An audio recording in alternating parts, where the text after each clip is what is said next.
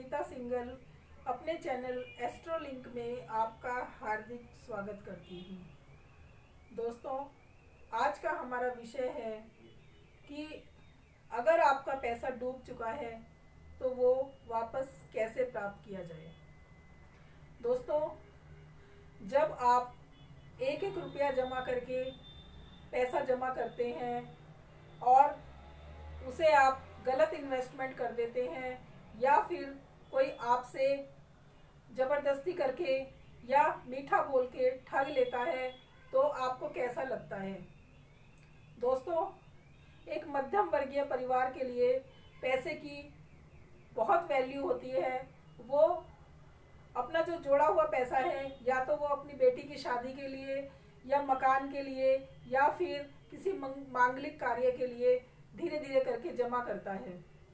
और जब कोई व्यक्ति बहुत मीठा बोलकर और अपना बनकर उससे वो पैसा ठग लेता है या कर्ज के रूप में मांग लेता है और फिर जब ऐसा वक्त आता है कि उस व्यक्ति को अपना वो दिया हुआ पैसा वापस चाहिए तो जिस व्यक्ति को पैसा दिया होता है वो वापस करने से इनकार कर देता है या किसी भी वजह से वो पैसा डूब जाता है तो उस व्यक्ति की क्या हालत होती है।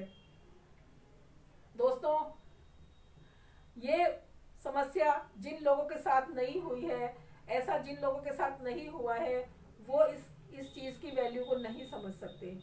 लेकिन जिन लोगों ने अपना एक एक पाई पाई करके जुड़ा हुआ पैसा, खून पसीने का पैसा, जुड़ा हुआ पैसा किसी दूसरे पर इन्वेस्टमेंट किया है और वो पैसा डूब गया है तो वो व्यक्ति क्या महसूस करता है, उस पर क्या गुजरती है, ये वही जानता है।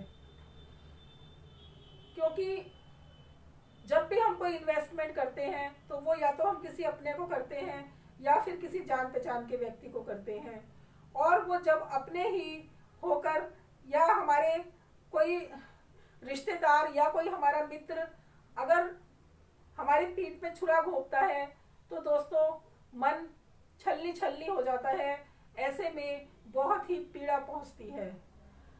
आज हम इसी विषय पर बात करेंगे कि हमारी कुंडली में ऐसे कौन से योग होते हैं कि जिससे कि हमें पता लगता है कि अगर हम किसी को पैसा उधार दे देंगे तो वो हमारा पैसा डूब जाएगा या फिर हम किसी गलत जगह इन्वेस्टमेंट कर देंगे तो वो हमारा पैसा फंस जाएगा।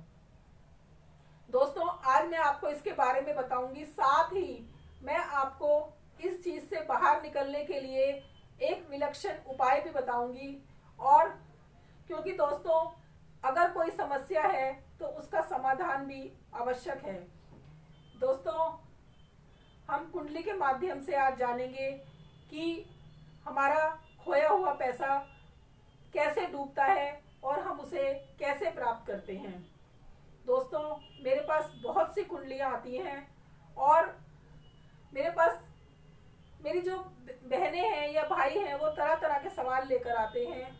एक मेरे बहन मेरे पास सवाल लेकर आई कि उनका जो पति हैं उन्होंने अपने किसी दोस्त को एक बहुत मोटी रकम, बहुत ही खास दोस्त को एक मोटी रकम इन्वेस्टमेंट के तौर पर दे दी और वो जो दोस्त है वो उन्हें उसका हर महीने एक मोटा ब्याज देता रहा।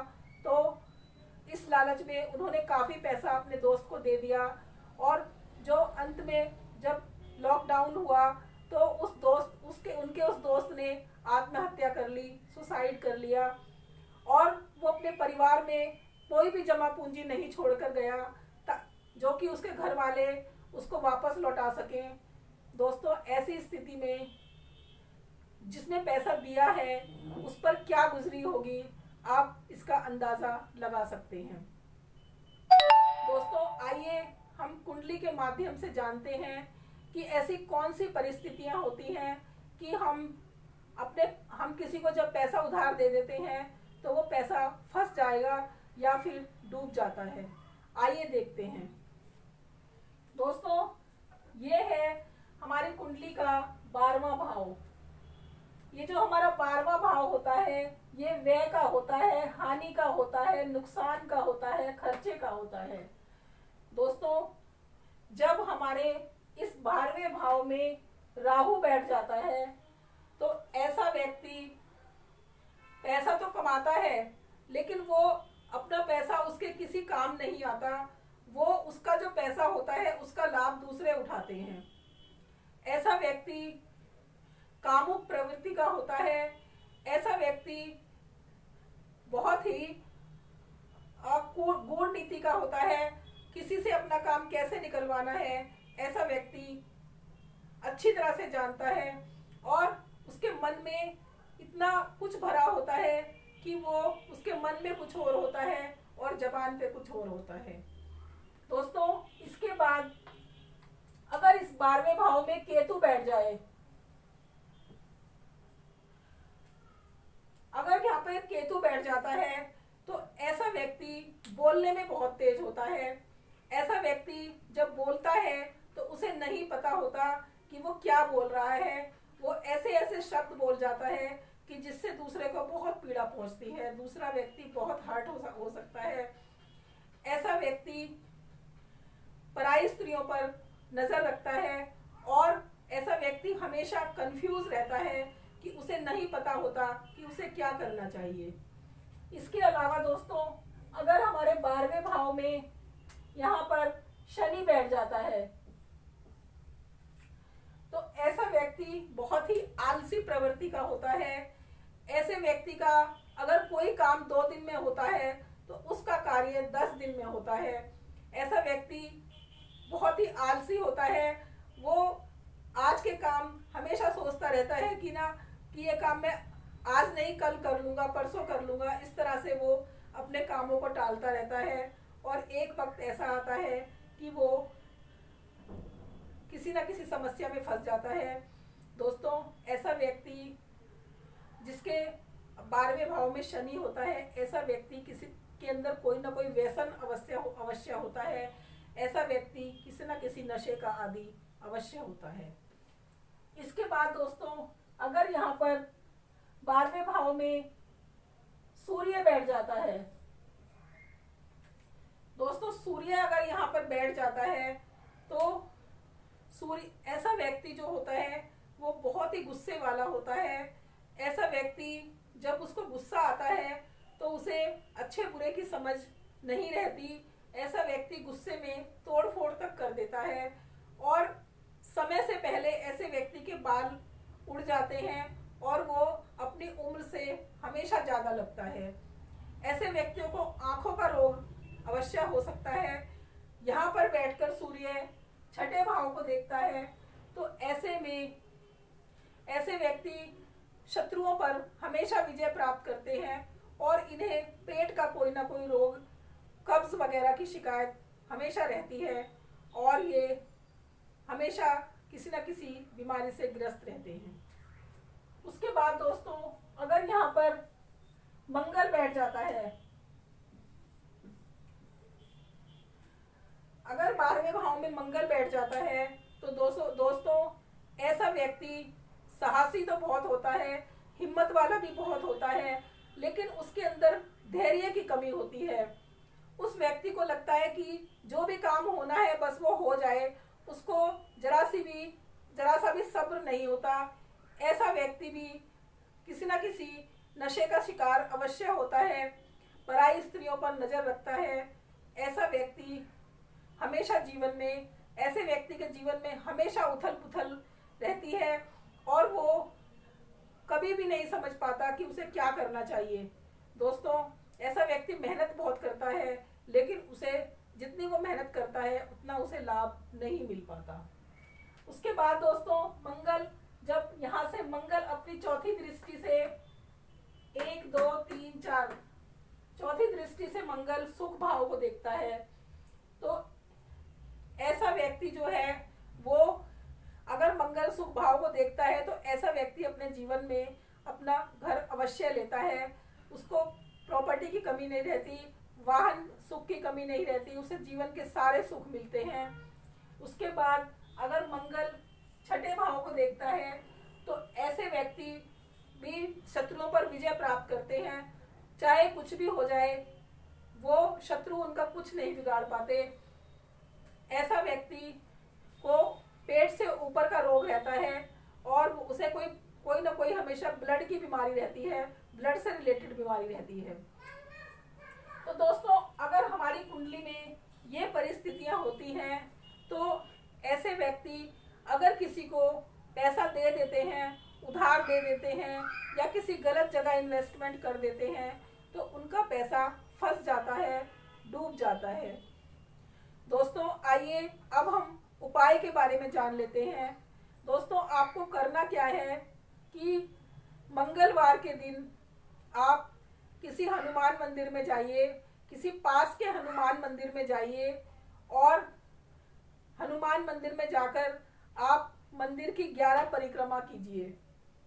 11 परिक्रमा, दोस्तों आप परिक्रमा का महत्व अच्छी तरह से समझते होंगे। परिक्रमा का मतलब होता है कि हमने अपने आप को उस चीज के प्रति समर्पित कर दिया है। यानी जब हम हनुमान जी के चारों तरफ परिक्रमा करेंगे तो इसका मतलब है कि हमने अपने आप को हनुमान जी को समर्पित कर दिया है। ऐसा भाव अपने दिमाग में, अपने मन में लाइए। उसके बाद आप मंदिर के प्रांगण में ही बैठ जाइए और वहां पर बैठकर 11 बार हनुमान चालीसा का पाठ कीजिए। हनुमान चालीसा का पाठ करने के बाद दोस्तों आपको क्या करना है कि आप हनुमान जी की मूर्ति जो आपके सामने है उनकी आंखों में आंखें डालकर आप हनुमान जी से प्रार्थना कीजिए हाथ जोड़कर कि हे बजरंगबली, जो मेरा डूबा हुआ पैसा है, जो मेरे खून पसीने का पैसा है, जो जिसे मिलने की कोई उम्मीद नहीं है, कृपया वो मुझे दिला दीजिए, आपकी अति कृपा होगी। दोस्तों, ऐसी प्रार्थना आप बजरंगबली से कीजिए और ये काम आपको 5 मंगलवार करना है। दोस्तों, अगर आप 5 मंगलवार ये काम कर लेते हैं तो मैं दावे के साथ कह सकती हूँ कि आपका जो डूबा हुआ पैसा है वो आपको, जहाँ से आपको मिलने की उम्मीद भी नहीं है, जहाँ से आप खुद सोचते हैं कि आपको वहाँ से पैसा नहीं मिलेगा, वहाँ से भी कुछ ना कुछ आपको उम्मीद की किरण दिखाई देने लगेगी। और दोस्तों, अगर ये उपाय आप जीवन भर करते ही रहते हैं तो उसमें भी कोई परेशानी नहीं है। तो फिर तो कहना ही क्या है, आपका जो भी पैसा है वो आपको जरूर मिलेगा। दोस्तों, ये उपाय आप करके देखिए, आपको अवश्य लाभ होगा, ये मेरी गारंटी है। दोस्तों, इसके साथ ही मैं ये वीडियो यहीं पर समाप्त करती हूँ। अगर आपको ये वीडियो पसंद आई हो तो इसे लाइक कीजिए। दोस्तों, इसी के साथ मैं ये वीडियो यहाँ पर समाप्त करती हूँ। अगर आपको ये वीडियो पसंद आई हो तो इसे लाइक कीजिए, सब्सक्राइब कीजिए और शेयर कीजिए। धन्यवाद। दोस्तों, एक बात मैं आपसे और कहना चाहती हूँ कि आज जो ये कोरोना काल चल रहा है, दोस्तों हमें सबको मिलकर इस कोरोना काल से लड़ना है, इस मुसीबत की घड़ी से लड़ना है।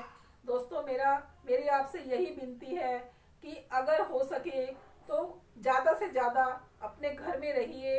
अगर आपको किसी काम से बाहर जाना भी पड़ता है तो आप मास्क लगा कर जाइए और जो आपके घर में बुजुर्ग हैं उनका खास ख्याल रखिए। दोस्तों, आपकी लंबी उम्र के लिए मैं ईश्वर से कामना करती हूँ।